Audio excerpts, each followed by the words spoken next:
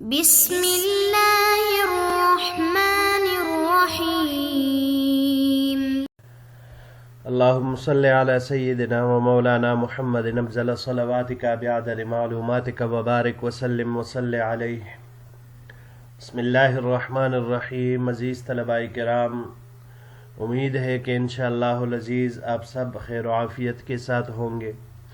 اللہ جل شانہ کے فضل و کرم سے جامع السنن الترمذی کہ ابواب البر والصلۃ عن رسول اللہ صلی اللہ علیہ وسلم کے ایک اور سبق کے ساتھ آپ کی خدمت میں حاضر ہونے کا موقع ملا۔ بحمد اللہ تعالی آج ہمارا سبق نمبر 55 ہے، تو بڑھتے ہیں اپنے سبق کی طرف۔ باب ما جاء فی مواساة الاخ، یہ باب ہے بھائی کے ساتھ غمخواری کے بیان میں۔ وبه قال حدثنا احمد بن منیع قال حدثنا اسماعیل بن ابراہیم قال حدثنا حمید عن انس رضی اللہ تعالی عنہ قال لما قدم عبد الرحمن بن عوف المدینہ، ہمیں روایت کی احمد بن منیع نے، انہوں نے روایت کی اسماعیل بن ابراہیم سے، انہوں نے روایت کی حمید سے، حمید نے حضرت انس رضی اللہ تعالیٰ عنہ سے کہ انس رضی اللہ تعالیٰ عنہ نے فرمایا کہ جب عبد الرحمن ابن عوف رضی اللہ تعالیٰ عنہ مدینہ منورہ ہجرت کر کے آئے، آخا رسول اللہ صلی اللہ علیہ وسلم بینہ و بین سعد ابن الربیع، تو حضور صلی اللہ علیہ وسلم نے عبد الرحمن ابن عوف اور سعد ابن ربیع جو کہ انصاری صحابی ہے، ان کے درمیان عقد مواخات قائم کر لیا۔ فقال لہ، تو سعد ابن ربیع نے عبد الرحمن ابن عوف رضی اللہ تعالیٰ عنہ کو کہا ہلم اقاسم کمالی نصفین، میرے ساتھ آؤ کہ میں آپ کے ساتھ اپنا مال تقسیم کروں۔ ولی امرأتان فاطلق احداہما، میری دو بیویاں ہیں، پس میں ان دونوں میں سے ایک کو طلاق دے دوں گا۔ فاذا انقضت عدتها فتزوجها، پھر جب اس کی عدت گزر جائے تو اس کے ساتھ نکاح کر لو۔ فقال بارک اللہ لک فی اہلک و مالک، عبد الرحمن ابن عوف رضی اللہ تعالیٰ عنہ نے سعد بن الربیع رضی اللہ تعالیٰ عنہ کو جواب دیا کہ اللہ تعالیٰ آپ کے اہل اور مال میں آپ کے لیے برکت ڈال دے۔ دلونی علی السوق، مجھے بازار کا رستہ دکھلا دیجئے۔ فدلوہ علی السوق، تو انہوں نے بازار کا رستہ دکھلایا۔ فما رجع یومئذ الا ومعه شیء من عقط وسمن قد استفضلہ، پس اسی دن ہی جب بازار سے واپس ہوئے تو اپنے ساتھ کچھ پنیر اور گھی بھی لائے جو انہوں نے کمایا تھا۔ فرآہ رسول اللہ صلی اللہ علیہ وسلم بعد ذلك وعلیہ وزر صفرۃ، پھر اس کے بعد حضور نبی کریم صلی اللہ علیہ وسلم نے ان کو ایک مرتبہ دیکھا تو ان کے اوپر زرد رنگ کی خوشبو کا اثر تھا۔ فقال ماہیم، یہ کیا ہے یا ابا عبد الرحمن رضی اللہ تعالیٰ سے پوچھا یہ کیا ہے؟ فقال، تو انہوں نے جواب دیا تزوجت امرأة من الانصار، کہ میں نے انصار کی ایک عورت سے نکاح کیا ہے، یعنی یہ زردی شادی کے رنگدار خوشبو کی وجہ سے مجھے لگی ہے، مطلب یہی تھا۔ قال فما اصدقتها، تو حضور نبی کریم صلی اللہ علیہ وسلم نے فرمایا تم نے اس کو مہر میں کیا کچھ دے دیا ہے؟ قال نواتن، تو عبد الرحمن ابن عوف رضی اللہ تعالیٰ عنہ نے فرمایا نواتن، نوات کھجور کی گٹلی کو کہا جاتا ہے۔ قال حمید، یہ راوی حمید کہتے ہیں او قال وزن نوات من ذهب، کہ نوات یعنی کھجور کے گٹلی کے برابر سونا۔ فقال اولم ولو بشات، تو حضور نبی کریم صلی اللہ علیہ وسلم نے فرمایا ولیمہ کا انتظام کرو خواہ ایک بکری ہی کیوں نہ ہو۔ ھذا حدیث حسن صحیح، یہ حدیث حسن صحیح ہے۔ وقال احمد بن حنبل، امام احمد ابن حنبل رحمۃ اللہ علیہ فرماتے ہیں وزن نوات من ذهب وزن 3 دراہم وثلث، یعنی یہ جو کھجور کی گٹلی کے برابر سونا ہوتا ہے، تو امام احمد ابن حنبل رحمۃ اللہ علیہ کے نزدیک اس کا وزن 3 صحیح 1/3 درہم ہوتا ہے 3 درہم پورے، اور اگلے درہم کا 1 ثلث 1/3 حصہ۔ وقال اسحاق فرماتے ہیں وزن نوات من ذهب وزن 5 دراہم، اسحاق رحمۃ اللہ علیہ کے نزدیک کھجور کی گٹلی سونے کے برابر، اس کا وزن 5 دراہم کا آتا ہے۔ اخبرنی بذالک اسحاق بن منصور عن احمد بن حنبل و اسحاق، اس کے بارے میں مجھے خبر دی اسحاق بن منصور نے احمد بن حنبل اور اسحاق سے۔ جی عزیز طلباء کرام، جب مہاجرین نے ہجرت کی، مکہ مکرمہ سے انتہائی بے سر و سامانی کے عالم میں نکلے، مدینہ منورہ پہنچے، پیچھے اپنے مال جائیداد اولاد بیوی اور سب کچھ مکہ مکرمہ میں چھوڑ آئے۔ کوئی اپنے ساتھ بھی لے کر گیا اپنی بیوی بچوں کو، لیکن وہ بہت ہی کم تھے۔ تو اس بے سر و سامانی کے عالم میں جب یہ حضرات مدینہ منورہ پہنچے تو ظاہر سی بات ہے ان کے پاس تھا کچھ نہیں، تو حضور صلی اللہ علیہ وسلم نے مہاجرین اور انصار کے درمیان مواخات قائم کیا۔ اب باب میں مواسات کا لفظ آیا ہوا ہے، مواسات غمخواری، یعنی اپنے مسلمان بھائی کے ساتھ اس کے غم درد میں شریک ہونا اور اپنے بھائیوں کی حاجتوں کو پورا کرنے میں کوشش کرنا، اس کو اپنے اوپر ترجیح دینا، اس کی ضرورتوں کا خیال کرتے ہوئے، اس کی احتیاج کا خیال کرتے ہوئے اپنے اوپر اس کو ترجیح دینا۔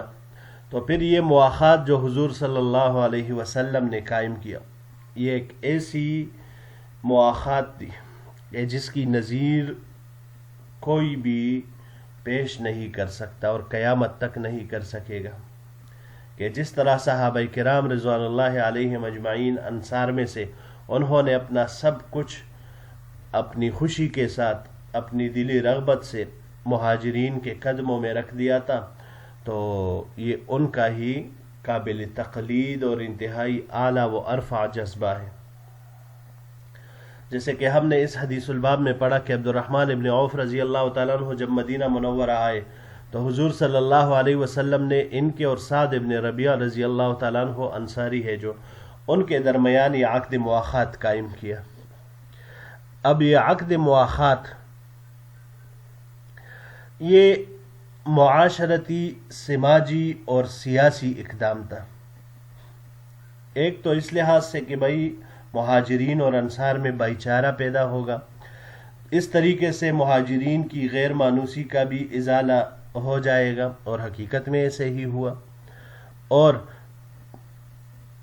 یہ بھی تھا کہ اس کے ساتھ ساتھ ان کی کفالت کا بھی اچھا انتظام ہوگا، اور انصار کے لیے ان کی خبرگیری اور ان کی ضروریات پورا کرنے میں آسانی ہوئی، کیونکہ ہم اکثر صحابہ کرام وہ دوسرے پر بوجھ نہیں بنا کرتے تھے، جیسے ہم یہاں پر اس واقعے میں پڑھ رہے ہیں کہ عبد الرحمن ابن عوف رضی اللہ تعالیٰ عنہ کو سعد بن الربیع انصاری رضی اللہ تعالیٰ عنہ نے فرمایا کہ میرے پاس مال ہے، میں آپ کے ساتھ آدھا آدھا بانٹ لیتا ہوں، میری 2 بیویاں ہیں، ایک کو طلاق دے دیتا ہوں، جب اس کی عدت پوری ہو جائے آپ اس کے ساتھ نکاح کر لیجئے گا، اب اس سے بڑھ کر کوئی کیا کرے گا۔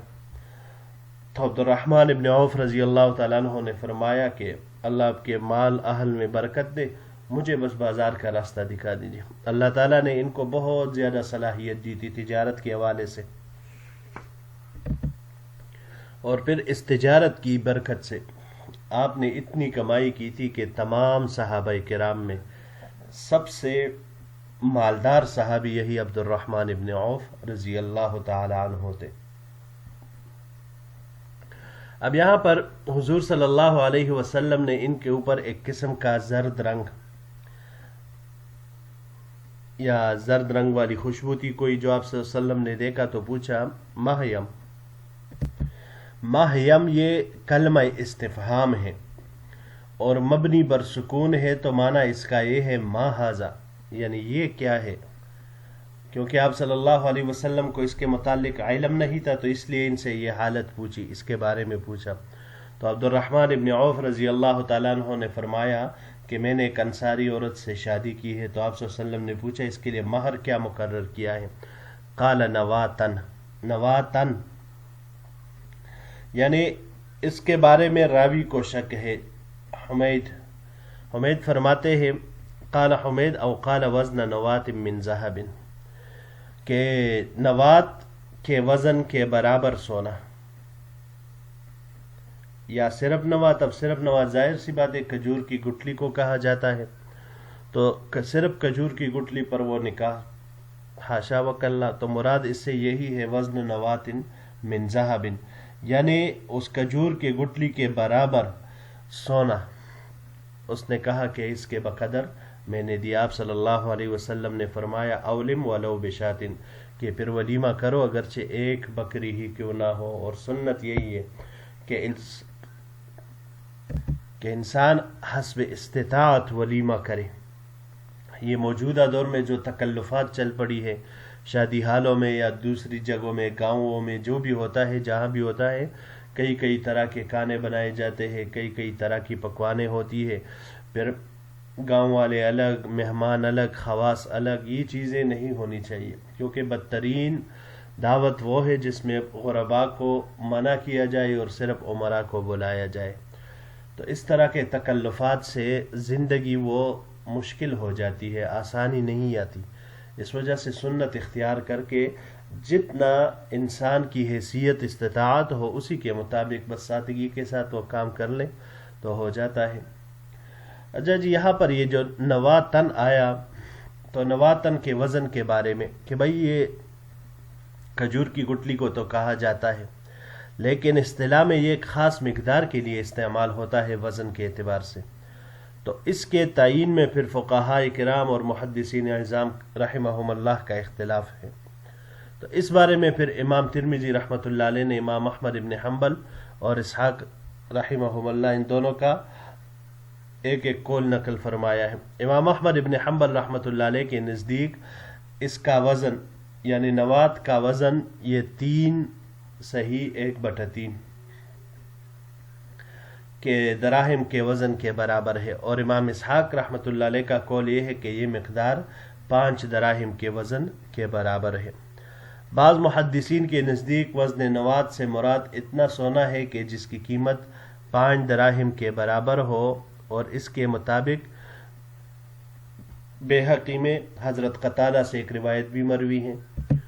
اس کے بارے میں امام مالک، بعض مالکیہ سے منقول ہے کہ اہل مدینہ کے نزدیک نوات یہ 1 ربع 1/4 ربع دینار کے برابر یہ ہوتا ہے، اور امام شافعی کے نزدیک بھی وہی 5 دراہم والی ہے۔ جی بڑھتے ہیں اگلے باب کی طرف۔ باب ما جاء فی الغیبت، یہ باب ہے غیبت کے بیان میں۔ وبہ قال حدثنا قتیبۃ قال حدثنا عبد العزیز بن محمد عن العلاء بن عبد الرحمن عن ابیہ عن ابی ہریرہ رضی اللہ تعالی عنہ قال،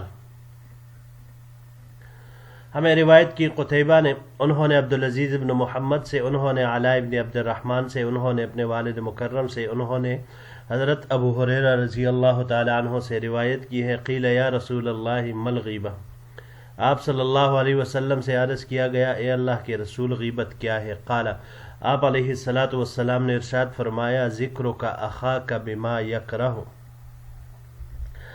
یعنی تیرا اپنے بھائی کو اس طریقے سے یاد کرنا جس کو وہ برا جانتا ہو۔ اس طریقے سے یاد کرنا یہ کیا ہے؟ یہ غیبت ہے۔ اگر اسے پتہ چلے کہ بھائی فلاں نے مجھے اس طریقے سے یاد کیا ہے اور وہ اس کو ناپسند کرے تو یہ غیبت ہے۔ قال، راوی نے کہا رأیت ان کان فیہ ما اقول، یہ جو سائل سوال پوچھنے والا ہے اس نے پھر سوال پوچھا کہ اے اللہ کے رسول اگرچہ اس بھائی میں وہ عیب موجود ہو جسے میں بتاتا ہوں پھر بھی یہ صحیح ہے؟ قال ان کان فیہ ما تقول فقد اغتبتہ، اگر اس میں وہ عیب موجود ہو جو تو بتاتا ہے تو تم نے اس کی غیبت کی۔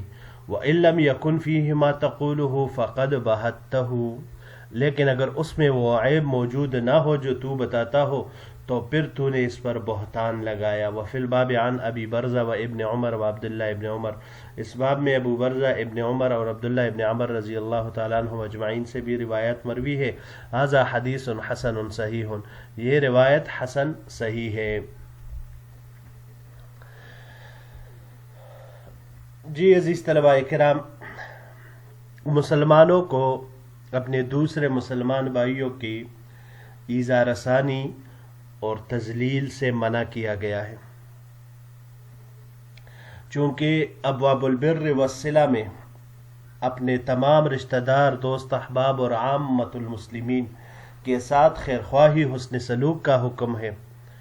لہٰذا اسی طرح اب جو چیزیں ان کے لیے ایذا اور تذلیل کا باعث بنتی ہو تو ایسی تمام چیزوں سے بھی ممانعت بیان فرما رہے. تو ان میں سے ایک بڑی چیز وہ غیبت ہے.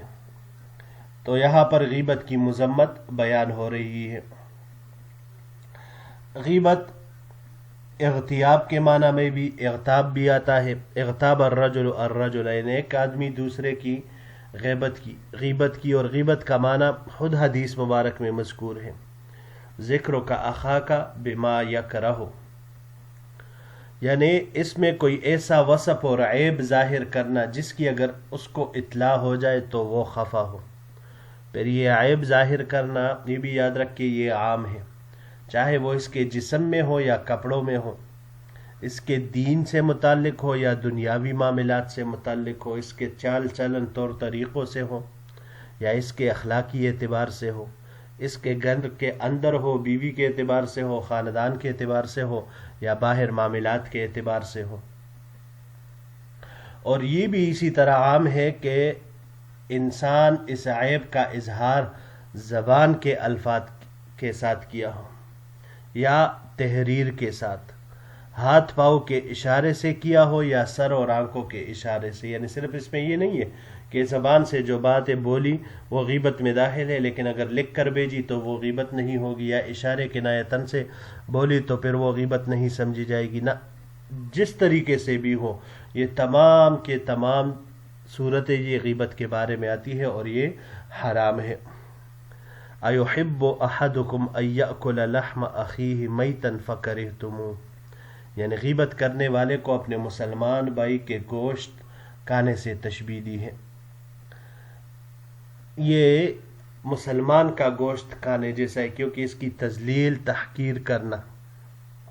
تو اب انسانی گوشت کھانا یہ ہر ایک سلیم الفطرہ، سلیم الطبع انسان اسے ناپسند کرتا ہے، اسے گن آتی ہے، کیونکہ انسان ایک اشرف المخلوقات ہے اور پھر مسلمان تو اس میں سے زیادہ اعلیٰ و ارفع ہے. تو لہٰذا اپنے بھائی کا گوشت کھانا حقیقت میں یہی ہے کہ ان کے ایسے طریقے سے ذکر کرنا، یاد کرنا کہ جو چیزیں اس کو بعد میں تکلیفیں دی، جو اس کے عیبوں کو ظاہر کرے، تو اس سے منع فرمایا گیا ہے. اور پھر یہ اعمال کو بھی ضائع برباد کرنے والی ہوتی ہیں کہ جس کی تو نے غیبت کی وہی تیری نیکیوں کو لے گا اور اس کے گناہ تیرے سر پر بار کیے جائیں گے. تو فائدہ ہر اعتبار سے اسی کا ہوگا اور نقصان ہر اعتبار سے غیبت کرنے والے کا ہی ہوگا.